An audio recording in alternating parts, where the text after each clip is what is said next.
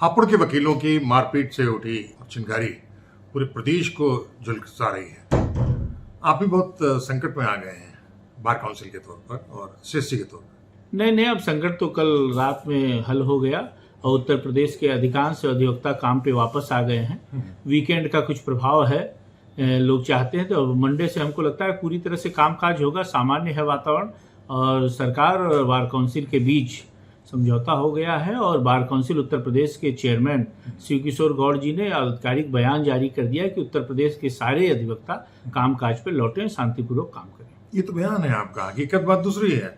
अधिकांश बार एसोसिएशनों ने आपको ठेंगे पर रख दिया। नहीं, ऐसा नहीं है, ये नहीं कह सकते हैं। और हाई कोर्ट बार एसोसिएशन जो इलाहाबाद की है उसने तुरंत काम पे वापस आ गए। बाकी बार एसोसिएशंस ने भी किया है। कुछ कन्फ्यूजन कुछ बार एसोसिएशंस को है जो कि निर्णय नीचे तक है कि नहीं है। तो अभी थोड़ी देर पहले निर्णय आया है, मुकेश चंद मिश्रा एडिशनल एसपी और अशोक कुमार सिसोदिया जो सीओ थे उनका ट्रांसफर सरकार ने कर दिया है। और सरकार ने वार्ता के अनुसार जो वादा किया है उसमें संबंधित इंस्पेक्टर और एसआई दोनों को सस्पेंड करेंगे। एडवोकेट प्रोटेक्शन एक्ट के लिए कमेटी बनाएंगे और time being advocate protection act लाएंगे। ये तो आपका कहना है। हकीकत ये है कि बार हापुड़, यहाँ दो तीन बातें हैं। हापुड़ बार एसोसिएशन ने आपके आदेश को मानने से इनकार कर दिया है, पहली बात। दूसरी बात ये, उनको डीएम और एसपी एक्शन उनके खिलाफ चाहिए जो कि अभी तक नहीं हुआ है। तीसरी बात कि वो सस्पेंशन चाहते हैं दूसरे दोषी अधिकारियों का, अधीनस्थ लोगों को, जो केवल स्थानांतरण हुआ है। ये क्या स्थिति?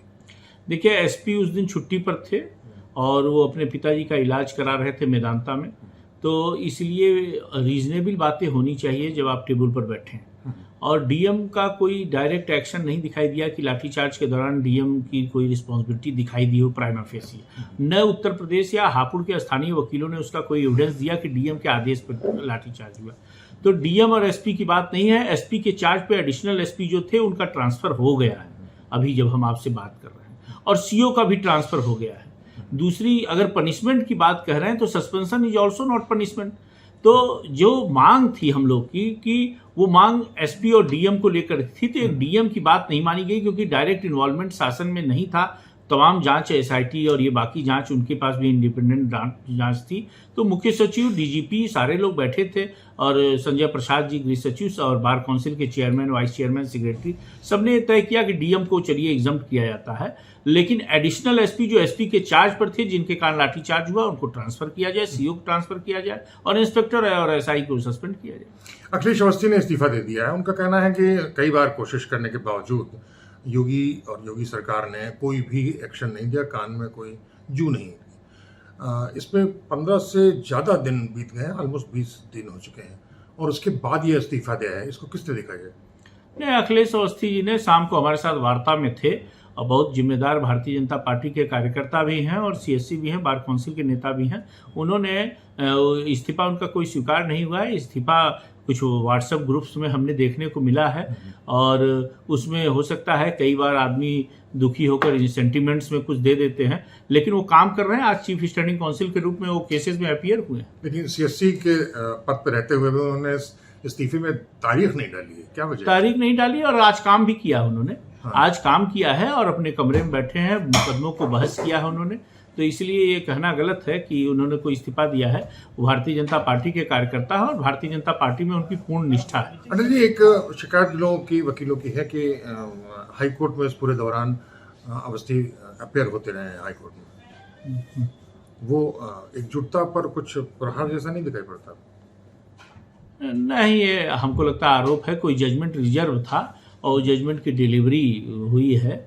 और वकीलों में एक बहुत बड़ी, मैं पूरे उत्तर प्रदेश के अधिवक्ताओं के बीच में जाता हूं और पहला निवेदन यही करता हूं कि अधिवक्ताओं को निजी आरोप लगाने के पहले जरूर बारीकी से उसकी जांच करनी चाहिए, क्योंकि अधिकांश जगह देखने में, आपको उदाहरण दे रहा हूं, जैसे रानीगंज तहसील है, उसमें 70-80 वकील हैं, 4 बार एसोसिएशन बनाए हुए हैं। तो कहीं ना कहीं आपसी डिसिप्लिन की भी जरूरत है। वो भी हमारे अंदर अभाव है। एक दूसरे के ऊपर आरोप लगाने से पहले उसकी जांच जरूर होनी चाहिए सार्वजनिक जीवन में। हापुड़ के बार एसोसिएशन ने इस पर ऐतराज किया है आपके हड़ताल के वापस लेने के खिलाफ, और लखनऊ बार एसोसिएशन ने भी, सेंट्रल बार एसोसिएशन ने भी उसका विरोध कर दिया। दोपहर के बाद से सारे वकील काम दाम टप करके फिर चले गए। उनका कहना है कि बार काउंसिल के इस आदेश को हम नहीं मानते। आप क्या करते हैं? देखिए, bar council of Uttar Pradesh सबकी मातृ संस्था है। अधिवक्ताओं की बेहतरी के लिए अच्छा है कि एक डिसिप्लिन में रहें। और आप देखिए, एक सबसे बड़ा मामला ये था कि अधिवक्ताओं की तरफ से भी कहीं ओवर एक्ट अगर हुआ तो बार काउंसिल के रिक्वेस्ट पर, बार काउंसिल के आग्रह पर, बार काउंसिल के निवेदन पर सरकार ने कहा कि हापुड़ मामलों से संबंधित जितने एफआईआर वकीलों के खिलाफ हैं हम सब वापस लेंगे मुकदमे। ये बहुत बड़ी बात है। और अब हमको लगता है कानून हाथ में नहीं लेना चाहिए, शांतिपूर्वक व्यवस्था अपनानी चाहिए। कुछ मैं इसमें आपको बताऊं, पॉलिटिकल पार्टीज के ट्वीट्स देखने को मिले, चाहे अखिलेश यादव हो, चाहे आम आदमी पार्टी हो, चाहे कांग्रेस पार्टी हो, चुनाव नजदीक है तो उसको राजनीतिक रंग देना चाहते हैं। कुछ अपराधियों पर योगी जी ने कार्रवाई की है जो बड़े क्रिमिनल्स हैं, चाहे वो अतीक अहमद हो, चाहे मुख्तार अंसारी हो, चाहे आजम खां हो, उनसे भी एसोसिएटेड कहीं ना कहीं ये हड़ताल में कुछ लोग जो है हवा दे रहे हैं। इस पर भी जांच की जरूरत है। ऐसा नहीं है, जो बार काउंसिल टॉप बॉडी है वही तय करेगी क्या हड़ताल करना। बार काउंसिल के ही आह्वान पे हड़ताल हुई थी और उन्होंने विड्रा कर लिया तो विड्रा करना चाहिए। यह दो बात है, ये राजनीतिक विपक्ष जो है उसका मुद्दा उठाया जा रही है सरकार के तौर पे, और सियासी के तौर पे भी आप इस बात को से सहमत हैं। ये विपक्ष अगर पूरे आंदोलन में आंदोलनकारियों के साथ नहीं खड़ी होगी और इस पूरी घटना का विरोध नहीं करेगी तो क्या करेगी? नहीं खड़ी हो, लेकिन विपक्ष को अप्रिशिएट करना चाहिए कि उत्तर प्रदेश में पिछले 6.5 साल में वकीलों की बेहतरी के लिए जितने काम हुए हैं उतने आज तक वकीलों के लिए नहीं हुए। हम 128 करोड़ उत्तर प्रदेश सरकार ने पैसा दिया है मृतक अधिवक्ताओं को, जो आज़ादी से लेकर आज तक रिकॉर्ड है। हम 614 करोड़ का चेंबर बना रहे हैं इलाहाबाद में, ये बहुत बड़ी बात है। आप जाके उसको देख सकते हैं। 16 करोड़ हमने चेंबर निर्माण के लिए प्रयाग में, गोरखपुर में दिया। विभिन्न जनपदों में हम 1.5 लाख रुपए अधिवक्ता कल्याण निधि से सीधे 5 लाख किए हैं। 60 साल तक के वकील के मरने पर 5 लाख रुपए मिलते थे, हमने 70 साल किया है। नए वकीलों को हमने 55 हजार रुपए दिया है। तो आप अप्रिशिएट करिए। It is easy to defame rather than praise.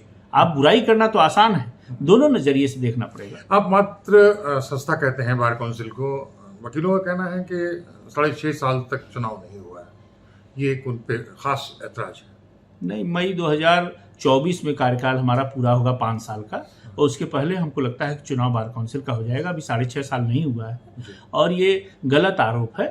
अभी मई 2019 में हमने कार्यकाल अपना आप शुरू किया है और 5 साल 24 में पूरा होगा, उसके पहले चुनाव करा लेंगे, इसमें कोई बात नहीं है। वकीलों का गुस्सा बिल्कुल ज्वर के तरीके से है, कुछ सुनामी की तरीके से उतर रहा था, लेकिन उसमें प्रशांत अटल ने बिल्कुल एक प्रशांत समुद्र तक पूरी कश्ती को पहुंचा दिया है। ये उनका जब शैली है और उनका छात्र संघ से लेकर के आज तक हुई राजनीति और अब फिर वकालत में एक नए तरीके से दौर से शांत करना वकीलों को इनकी खासियत है। तो अगली बार फिर किसी दूसरे मसले पर, दूसरे स्थान पर और दूसरे लोगों के साथ हम फिर हाजिर होंगे। तब तक दुर्ग तिलक कुमार को इजाजत दीजिए। नमस्कार।